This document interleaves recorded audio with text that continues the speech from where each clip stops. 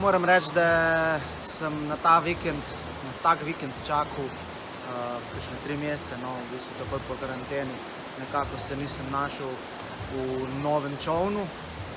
Zdaj sem pa v bistvu včerajšnjo tekmo štartal s starim lanskim čolnom, oziroma današnjo tekmo štartal z lanskim čolnom in včerajšnjo pa z novim čolnom, tako da jaz sem zadovoljen, no, da se je tako izteklo in lahko zdaj gradim sezono naprej. Ja, v bistvu to s tem naj bi bilo, se ne obremenjujem, zaenkrat je. Delam na tem, da bom septembra v najboljši formi in tudi kasneje na svetovnih pokalih.